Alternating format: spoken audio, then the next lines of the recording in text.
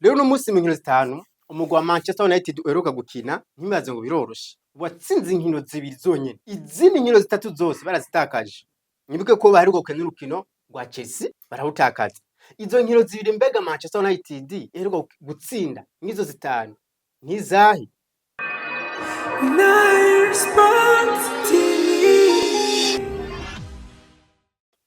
reka tabarumutse mwebwe mwese mudahegesha nakurikirana ibiganiro bica kuri Nile Sport TV kuno munsi tuza kurabira hamwe amakuru ariko aravugwa na cyane ku mugabane wa Buraya ahari amakuru menshi cyane inyuma yaho baboniye ko ari umukinyi w'igihangange ku myaka yiwe 17 agiye kwiza imyaka 18 abamuhagarariye ndavuga Lamine Yamal bagiye kubwira uburongozi bwa FC Barcelona ko bashaka ko yoba umukinyi wa mbere mu go FC Barcelona ahembwa amahera menshi mbega ayo mahera nangahe mbega FC Barcelona iravyemera sivyo gusa ni Real de Madrid inyuma yaho umwaka wabo ubaye nk'ifa gusa atagikomera kimwe batwaye bari kubari yubaka hasi hejuru inyuma yo kuzana abakinyi nka Trent Alexander-Arnold Hodgson n'abandi batandukanye mbega n'abandi bantu bariko baravugwa n'abandi bakinyi bariko baravugwa mu gwa Real de Madrid kuno munsi igihe cy'isaha 3 ku kibuga San Mamés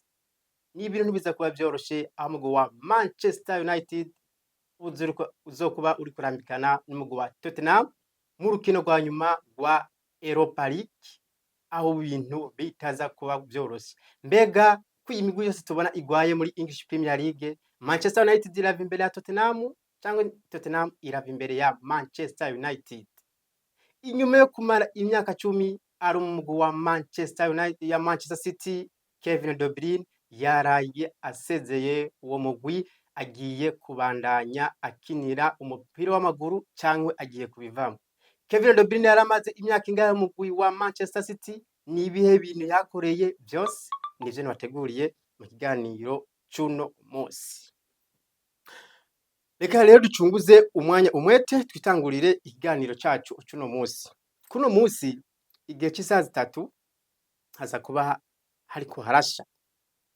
n'urukino rwa nyuma rwa Europa League Europa League nivuga ko ari higanwa rikomeye tuvuze Europa League no ushobora kuvuga ko ari nka ni higanwa rito rya UEFA Champions League rero ni imigwi ibiri yo mu Bwongereza ndavuga Manchester United na Tottenham yose isanzwe ikina higanwa rya English Premier League iyo migwi ibiri ikwiye guhura mu gikombe cyanyu mu rukino rwa nyuma mbega iyo migwi ihagaze gute performance actuelle imeze gute muri English Premier League ku rutonde bameze gute n'imigwi ugiye kuraba yasubiye inyuma nka yose uno munsi ugiye urashobora guhara kumva ku mugwi wa mbere ugashika ku 10 ukabandanya utaratora nde Manchester United kandi mu higanwa rya English Premier League ntushobora kuvuga English Premier League utavuze Manchester United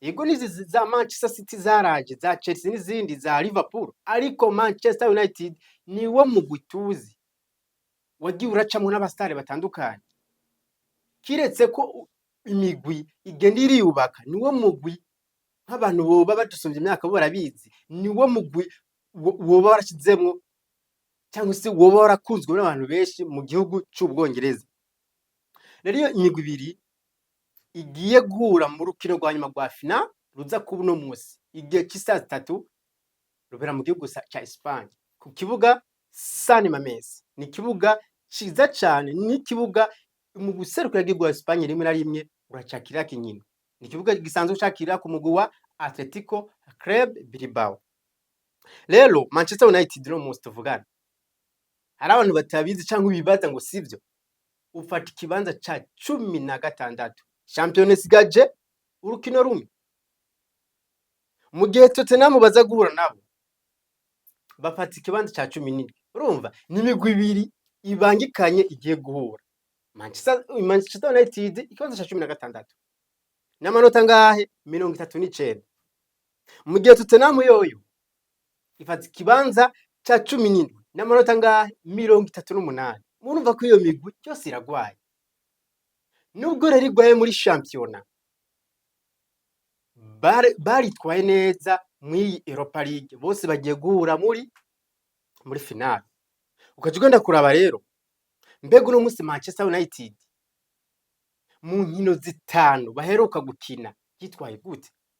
Kuko football nkuko nkunda kubibabwira si izina, football si kahise, football ni performance actuelle abakinyi ufise n'ivyo uriko urakora uno musi. Uko duvuze izina cyangwa tugavuga tiki-taka cyangwa tugavuga kwitwara neza muga ntutsinde, hari imigwi yo kwama itwara ivyo bikombe mu bwo buryo. Or c'est pas ça. Niyo mpamvu rero football ni ibiharuro byo mu kibuga, ku bakinyi, ku mukoca, staff technique no ku mugwi muri rusange. Kubw'ivyo rero reka tubanze tuje kuri Manchester United imenyerezwa na Ruben Amorim. Manchester United buriya ni umugwi wagiye uracamwo ibibazo bitandukanye kuva iyi season itangura. Erik ten Hag barakubuye baravuga ati uburongozi wewe nacuruka tumarira.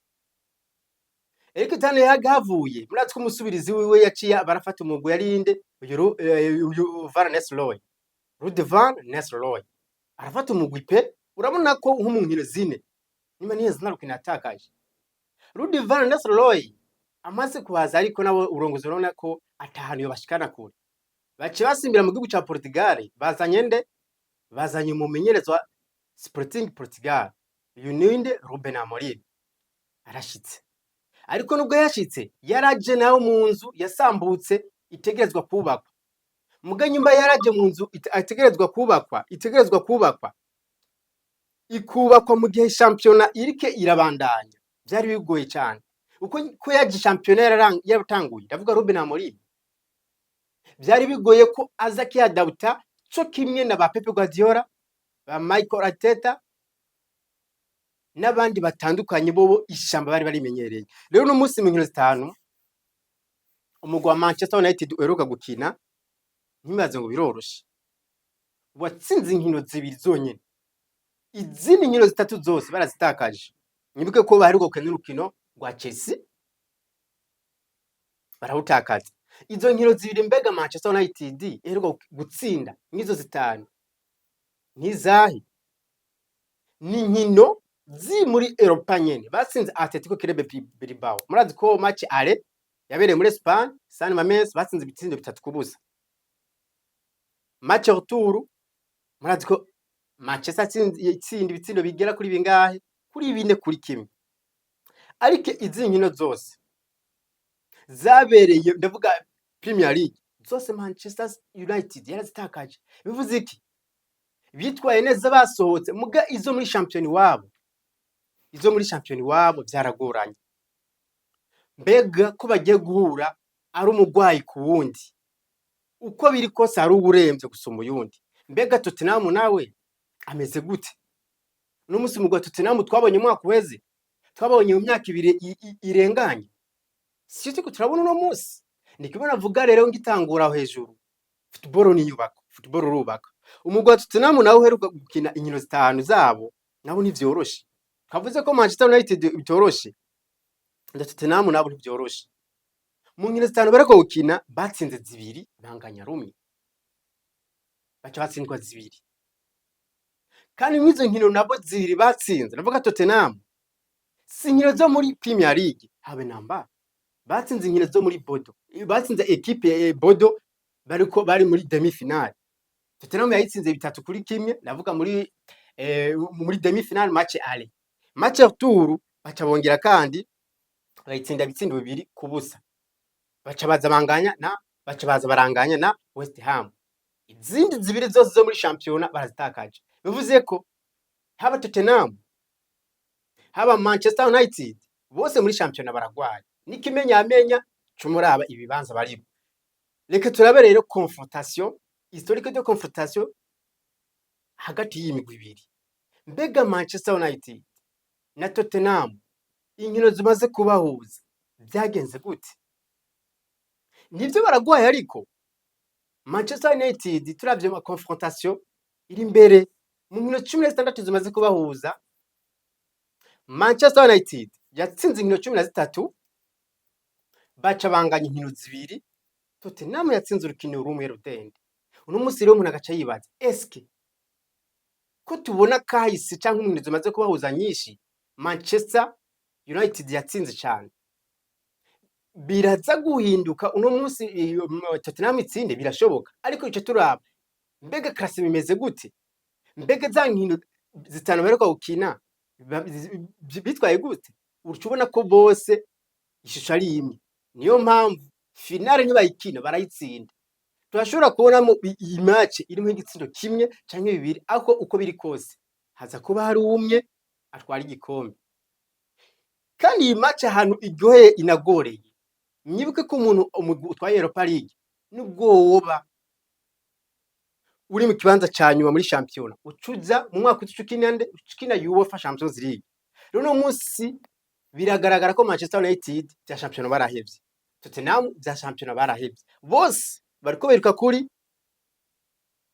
UEFA Champions League mu gihe botsinda urukino wa final rwa Europa League. Rero urukino ruragoye, ariko mugerageje kuraba canke mukagira analyse sero n'ivyo navuze aho hejuru, bica wumva ko n'urukino ruza kuba rugoye kandi rumwe inguvu nyinshi, kubera utsinze akina UEFA Champions League. Muga entreta ucugenda kurambega uno munsi abakinyi bo batashobora kuboneka mu kibuga ni bandi. Football si kuvuga no, urahiga ukicara ukiga. Nk'ubu nk'akarorero Manchester United irabuze abakinyi batari bake, irabuze De Ligt, irabuze Lisandro Martinez, irabuze Dalot, irabuze na Zirkizi umusatirizi. Obi nawe arahari, utari umuntu ukurikirana English Premier League biragoye. Obi arahari, ariko mwibuke ko atanditswe muri UEFA ntashobora gukina. Ariko ba Bruno Fernandes bahari, ba Hojlund, ba Garnacho n'abakinyi ubona ko abana ba Casemiro ubona ko bariko baritwara neza gusumba. Kandi ugenda kuraba mbega uno munsi Manchester United kugira ishike ku rukino rwa nyuma yitwaye gute, kuko nyimba Manchester United yaraje igasezerera imigwi ibiri kubwanje ruvuga ko inakomeye ya hehe yo muri Espagne muri La Liga. Mwibuke ko yasezereye Real Sociedad, irasezerera Atletico Club Bilbao, inababaje inabasuzuguye, inasezerera na Olympique Lyon mugo mu France. Rero ugiye kuraba ahantu Manchester United yaciye nishisho cyangwa kahise kumu, iyi match Manchester United yiteguye neza ntaco buza badashobora kuyitsinda. Ego nivyo Tottenham irafise abakinyi beza, kuko ufise ba Solanke, ufise ba Son n'abakinyi beza, ariko nka Son tuzi mu myaka ibiri irenganye Son uno munsi, ariko n'abafise umukinyi nka Pedro Polo mon ami, mes amis, Pedro Polo azi umupira, ariko aho bariko barakina nameze gute, mugabo bariko barakina na tamusaro bariko baratangana, ari umwe ntashobora kwifatira umugwi. Rero iyi match iragoye ku mpande zose, ariko uko biri kose ni final, igikombe kiraza gutangwa.